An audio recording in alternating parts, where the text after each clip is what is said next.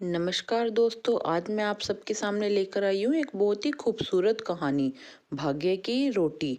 किसी गांव में एक गडरिया अपने परिवार के साथ रहता था। वह बहुत ही गरीब था। उसकी चार बेटियां थी। गडरिया और उसकी पत्नी चाहते थे कि उनके घर एक पुत्र का जन्म होता, लेकिन ऐसा नहीं हुआ। इसलिए वे अपनी बेटियों को अच्छा नहीं मानते थे।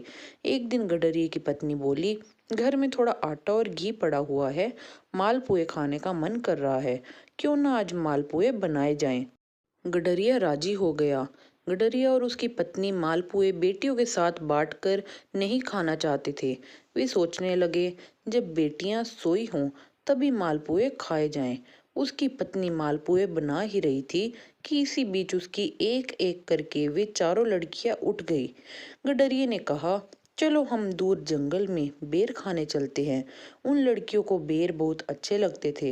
वे तुरंत तैयार हो गई। गडरिया उन चारों लड़कियों के साथ जंगल चल दिया। गडरिया अपने साथ ओढ़ने के लिए बहुत बड़ा कंबल भी ले गया था। वहां बहुत सारी बेर की झाड़ियां थी।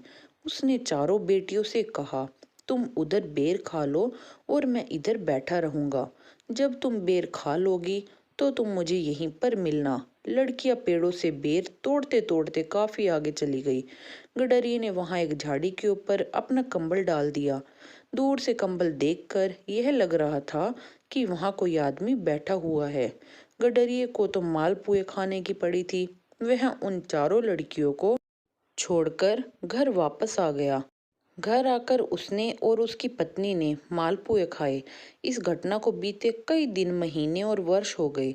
एक दिन गडरिया अपनी पत्नी से बोला, हमने अपनी बेटियों को जंगल में छोड़कर बहुत बड़ा पाप किया है। इतने साल बीत गए, पता नहीं किस हाल में होगी, जीवित भी होगी कि नहीं। फिर अपनी पत्नी से विचार विमर्श कर अपनी लड़कियों को ढूंढने के लिए जंगल में चल पड़ा। वहां उसने आसपास के लोगों से उनके बारे में पूछा, पर उसे कुछ भी पता ना चला। गडरिया और आगे बढ़ता गया। कुछ दूर चलने पर उसे कुछ हड्डियां दिखाई दी। उसे विश्वास हो गया कि जंगली जानवर उसकी बेटियों को खा गए होंगे। वह रोने लगा।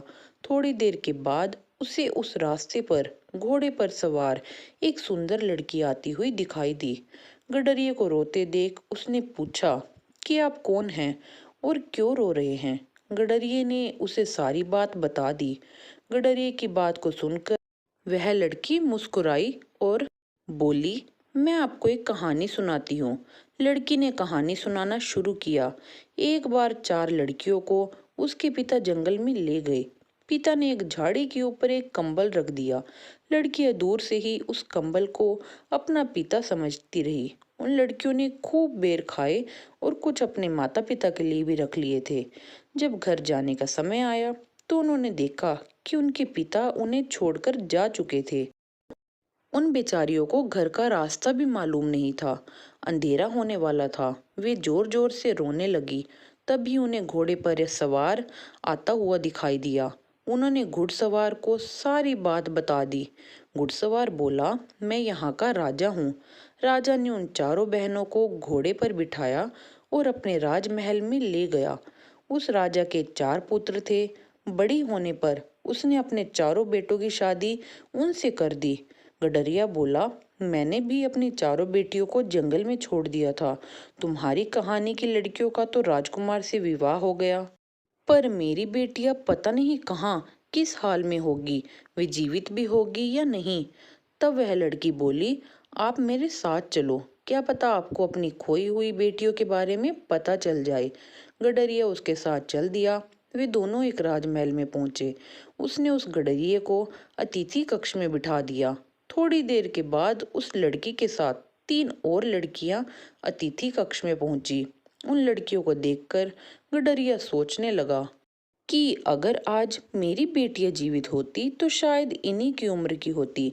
इन चारों लड़कियों की शक्ल सूरत भी मेरी बेटियों से मिल रही है। हो सकता है ये मेरी ही बेटियां हों। मुझ गरीब की बेटियां और इस राजमहल में, नहीं नहीं, ये मेरी बेटियां नहीं हो सकती। तभी एक लड़की बोली, पिताजी, जिस मालपुओं को खाने के लिए आपने हमें बेर के जंगल में छोड़ दिया था, क्या वह मालपुए अभी भी बचे हैं? लड़की की कही हुई इस बात से गडरिया आश्चर्यचकित रह गया। मुझ गरीब की बेटियां, वो भी इस महल में? तब बड़ी बेटी बोली, पिताजी, इस संसार में जो भी स्त्री या पुरुष जन्म लेता है वह पूर्व जन्म के कर्मों के अनुसार अपना भाग्य साथ लेकर आता है। आपने अपनी जिम्मेदारियों से बचने के लिए हम चारों बहनों को बेर के जंगल में छोड़ दिया था, परंतु हमारे भाग्य में इस राज परिवार की बहुएं होना लिखा था।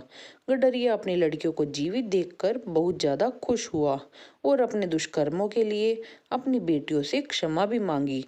तो दोस्तों, ये थी हमारी आज की कहानी। उम्मीद करते हैं कि आपको हमारी आज की कहानी जरूर पसंद आई होगी। अगर आपको हमारी आज की कहानी पसंद आई हो तो हमारी वीडियो को लाइक कीजिएगा। साथ ही साथ अगर आप चैनल पर नए हैं और आपने अभी तक हमारे चैनल को सब्सक्राइब नहीं किया तो हमारे चैनल को जरूर सब्सक्राइब कर लीजिएगा और साथ ही घंटी के बटन को दबाकर ऑल पर सेट कर लीजिएगा ताकि हमारे आने वाली वीडियो की सभी नोटिफिकेशन मिल सके आपको सबसे पहले। तो मिलती हूँ आपसे अपनी अगली वीडियो में। तब तक के लिए आप सबको दोस्तों धन्यवाद।